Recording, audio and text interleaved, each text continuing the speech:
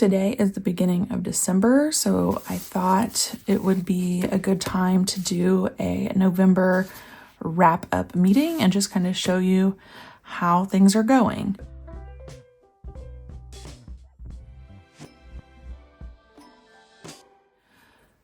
As you can tell, I have a few planners in my lineup.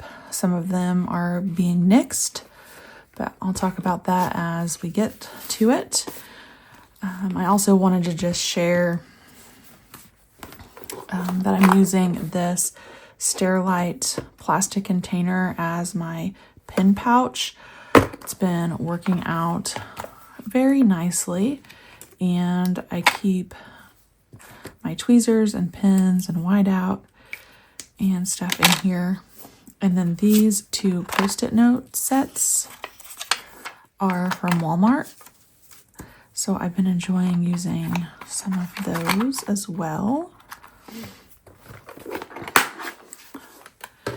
As far as planners go, we'll start with my Erin Condren 7x9 compact vertical. I'll put the links for all of the planners that I talk about today down in the description below. But November just absolutely flew by, and this planner is what I use as my weekly overview. A lot of the details are in my traveler's notebook, which I'll show you in a minute. But this is really for just the big basic things that I have scheduled that I can't miss. And then it also allows me to use my PlannerKate stickers and get that creativity out that I feel like my brain just needs. So usually I am in this planner for sure on the weekend, and then usually one day during the week where I kind of catch up on anything that I've missed. So we have just my normal every week spreads here. I've been getting a little more creative with this bottom bar section and using stickers that aren't necessarily made for this. Like these are just checklists that I turn sideways for Habit Tracker. But I'm really liking how these kits look in this planner. This was my favorite kit just because of the colors for November. I did do a November wrap up on this notes page, which this video, no, I did not even film this video. I just did this off camera, but I used some of the dashboard stickers to make like a monthly recap. And then for December, I put in the perpetual calendar here for daily gratitude. And we'll talk about December maybe in a recap video, but that was it for my Erin Condren Life Planner. And actually, I do want to mark the current week here with my ruler. And I'm still using my Pilot Blue G2.5. Now, I guess I can go to some of my little extras. Let's see here. So this is the 2025 Hobonichi Weeks, and I was really into this, getting it set up, could not wait to dive in. And this planner started on November 25th. So I went ahead and started doing this first week here. And I like it, but it's not love. I also set this up as my commonplace planner or my commonplace book. There's a video up for that, which I'll try to remember to link for you. But something happened. The dangers of ordering something new. I picked up my first ever sterling ink order, and if you've been around this channel or on Instagram for any amount of time, you know that standard size traveler's notebooks are my jam. I have been using them for years and years, and when this weekly arrived with the Tomoe River paper and then this big notebook of just grid paper, I ordered it as a review for this channel, which I will post, but of course I fell in love with this, and now I'm thinking I should use this in place of my weeks. So I did kind of just dive in on December 1st and did a quick little journaling entry, but I'm liking, one, the size of this, like the physical size compared to this, just a little bit bigger, maybe just because I'm used to this size. It's something I'm in every day anyway for my main planner, and the grid size. And I have fallen down the fountain pen hole. I actually got all my fountain pens out and cleaned them and inked them, and yeah, it's a great combination. So we'll see where that takes me, but I am thinking that for the 1 week in November that I use this, I will probably be switching over to this sterling ink for commonplacing, journaling, and memory keeping all in one little section here. So there's that review. I'm still going strong with my Ashley Shelly monthly booklet for content planning. Nothing fancy here, so it's just going to be a quick little look here, but I keep notes, to-do lists, my YouTube schedule, things get crossed out and changed, PlannerKate blogs that I'm writing, all of that goes in here.